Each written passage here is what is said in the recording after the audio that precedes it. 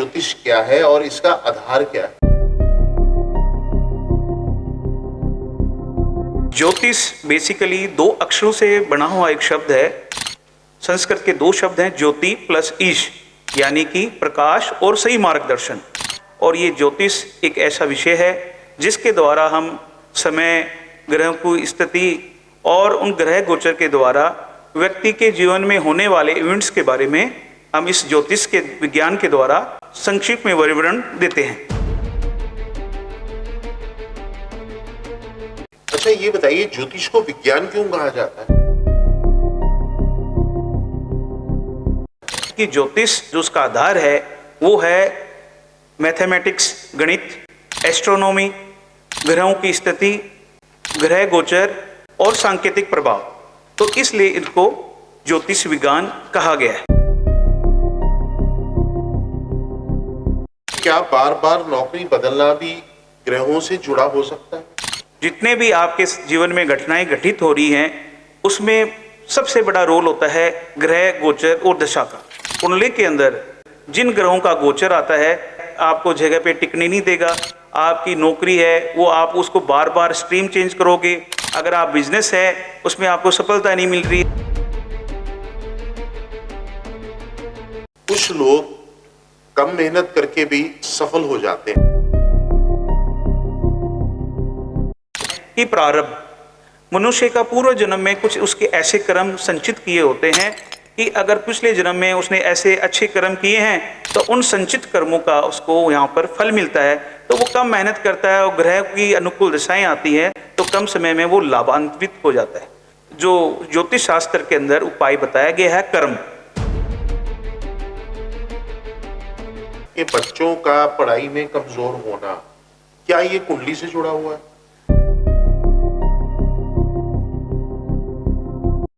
बिल्कुल, पढ़ाई के साथ साथ आजकल के जो बच्चे हैं, आज के युग के अंदर बच्चे क्या हैं कि उनके अंदर चिड़चिड़ापन, माता पिताओं के जो आदेश है उनका कहना ना मानना और बहुत ज़्यादा एग्रेसिव, ये सब चीज़ें इस समय जो घटित हो रही है उसमें कहीं ना कहीं चंद्रमा और राहु जो ग्रह है उसका बहुत बड़ा रोल है। सबसे अच्छा उपाय ये है कि गुजरात के अंदर सोमनाथ मंदिर, शिव जी के उस पर जल चढ़ाएं, उनके दर्शन कराएं। कई लोगों को अचानक धन हानि होती है।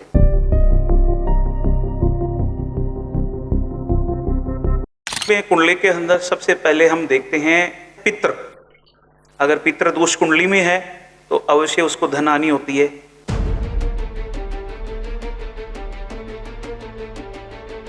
क्या घर में लगातार बीमारी या तनाव का कारण नेगेटिव एनर्जी भी हो सकती है? आजकल के जीवन में ये क्वेश्चन हर कोई लेकर आता है मेरे पास।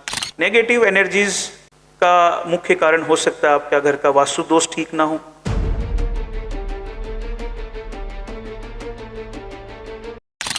हो सकता है कुछ ऐसे जलनशील द्वेषता रखने वाले लोगों की आपके ऊपर कुछ ऐसी दृष्टि पड़ गई हो।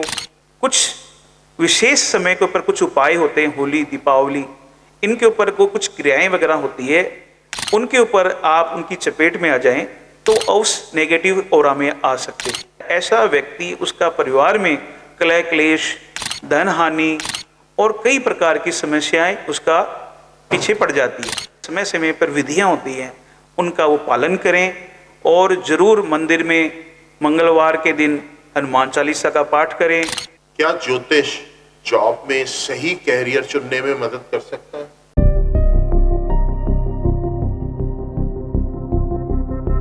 जो बिजनेस के अंदर है, काम कारोबार के अंदर है कि बुध उनका स्ट्रोंग है, जुपिटर उनका कमजोर है, सही समय का चुनाव और सही समय पर जो दशा चल रही है उनके अनुसार अगर आप कारोबार में, आप अपने करियर में उन सब चीज़ों का इस्तेमाल करोगे तो आपको मैं गारंटी के साथ कह सकता हूं आपको जरूर सफलता मिलेगी।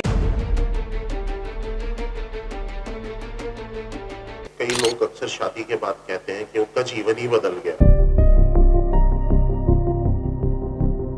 लव मैरिज करते हैं तो उनके अंदर बड़ी समस्या आती है। आजकल सब एक दूसरे से अट्रैक्ट होके विवाह में बिना गुण मिलाए हुए, बिना किसी अच्छे ज्योतिषी की सलाह लिए हुए वो अपना स्टेप उठा लेते हैं, फिर उनको ये परेशानी आती है कि विवाह के बाद में ऐसी स्थितियां उन लोगों के लिए चुनौती बन जाती हैं जो विवाह से पहले आपने किसी अच्छे एस्ट्रोलॉजर से, अच्छे ज्योतिष जो विद्वान हैं, उनसे अगर आप सलाह मशविरा परामर्श नहीं लोगे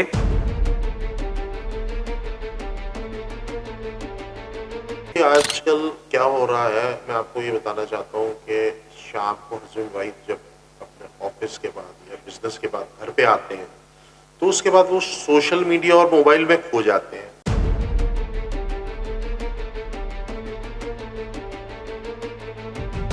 इनसे अवॉइड करने के लिए एक सबसे सुंदर उपाय यही है कि आप अपने जीवन साथी को समय दीजिए, उनके बीच में संवाद चलना चाहिए, बातें होनी चाहिए। उनको क्या नौकरी में, जॉब में कोई दिक्कत तो नहीं है, लेकिन ये सच्चाई है कि आजकल सब अपने अपने मोबाइल के अंदर, गैजेट्स के अंदर इतने बिजी हो जाते हैं।